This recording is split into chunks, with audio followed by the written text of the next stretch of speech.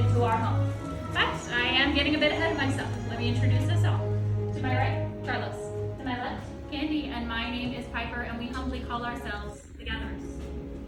Now, from the dense forests of Kashyyyk to the crypts of Morvan, we travel across the galaxy, gathering, well, all the pieces you see around you today. This scrap metal we make with our own hands in this very workshop. You see, we seek to find those believing in the Force, and also those looking to provide a bit of peace and maybe some balance to our galaxy. You see, around us we are in troubling times, but the collide of the Resistance and the First Order has left us in need of a resolution. But we will learn from our past to heal our future. With heroes like, well, Luke Skywalker himself. He battled defending the galaxy against the likes of the Death Star, paving the way for a new hero, Rey. She is selfless and kind, battling despite the odds held against her. But I believe you're all here for another tool to help them both. The lightsaber. Elegant and enigmatic. Building the lightsaber is a long-lost art form. It is innate, and it is powerful. Now, the lightsaber is a direct reflection of the builder and serves as your conduit, allowing the Force to flow freely through you. But it would just be a hunk of scrap metal without something so small, yet so incredibly powerful. The kyber crystal, the heart of your lightsaber. It channels and intensifies the power of the Force and translates it into a blade. Now you see, the color of your kyber crystal will determine the color of your unique blade. Today we were able to gather 4 different colors for you to choose from. Know how we got those? Well, that's a story for another time. But we'll start with the story of blue. Once wielded by Master Obi-Wan Kenobi, his apprentice Anakin Skywalker, and now by Rey, our spark code. Green. Once wielded by Master Yoda, Ahsoka Tano, Qui-Gon Jinn, and even Luke Skywalker himself. Violet. Oh, so rare and beautiful. Only ever wielded by Master Mace Windu. And red. The Crystal of Power.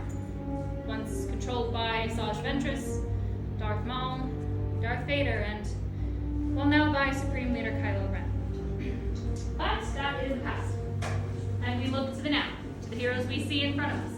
Please select a crystal out of the crystal chamber and place them in your green place in front of you. For your crystals are not quite stable yet. Now, whether you choose the crystals of violet, blue, green, or perhaps you seek a higher power, red, just know that the Force will balance itself out eventually. Yes, ma'am. Anakin. Now, wonderful. We'll move on to the hilts. The hilts is the foundation. Where's that pin? You have that pin on you? Perfect. The heart of your lightsaber. And it is the center of your control. But more importantly, your hilt prevents your hands from being utterly annihilated. I've heard hands are a bit expensive, so we'll keep those to ourselves. Now, everybody, please feel free to pick up your pieces. Explore all their intricacies. You will be with about half the pieces you'll see in front of you today. Now, together, let's explore what these pieces do. Starting on your left side, we have our chassis, which will have the kyber crystal. Sections 1 and 2, you have 4 mix and matchable pairs of sleeves. Section 3, your emitters. Section 4, your pummels to cover your battery cells. And in Section 5, 2 matching sets of activation plates. Now, I will be here to guide you step by step through the process with all of this gaggle of gatherers to help along the way. But more importantly, are we ready to build?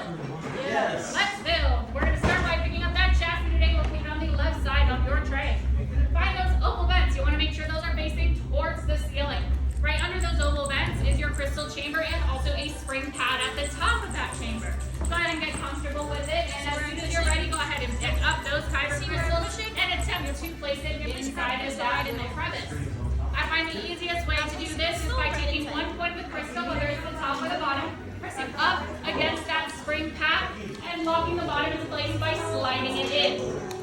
Once you have inserted your crystal correctly, you will start to hear humming and see flashing of lights. This is a good sign that your crystal has in fact selected your chassis.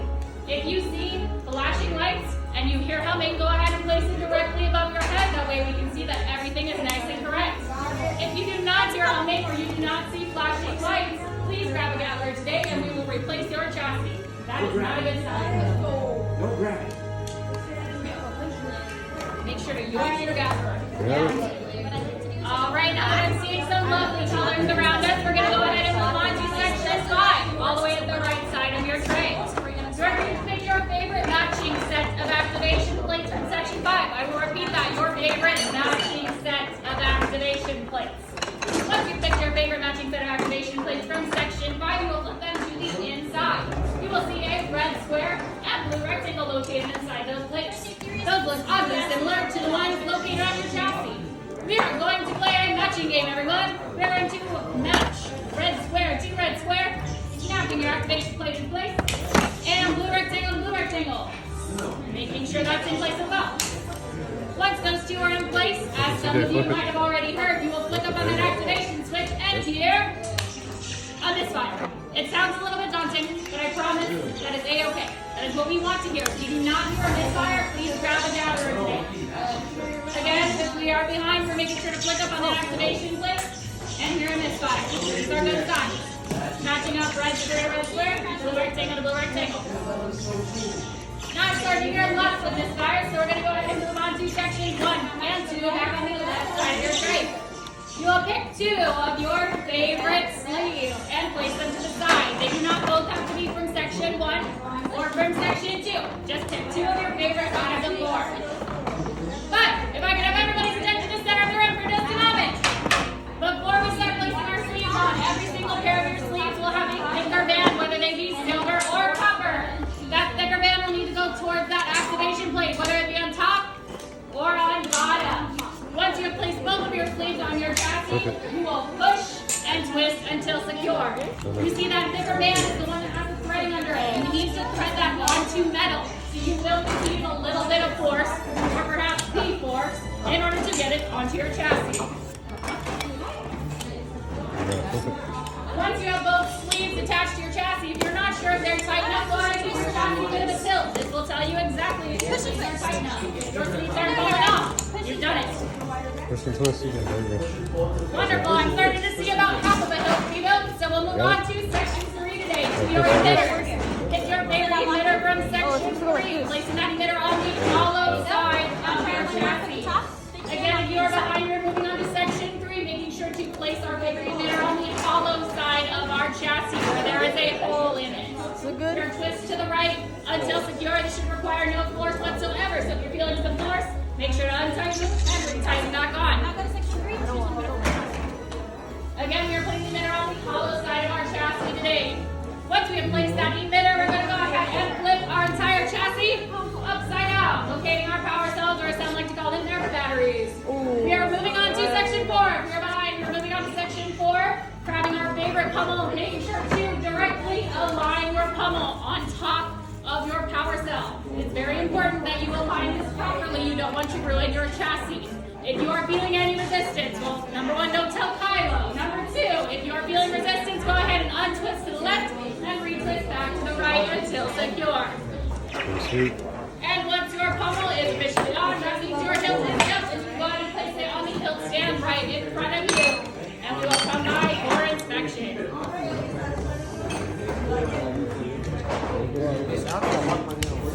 you happy with your pieces? Are you happy with your pieces? Excellent. Place it right here and someone will be by to help you out in just a minute. Yes. Good job, CJ.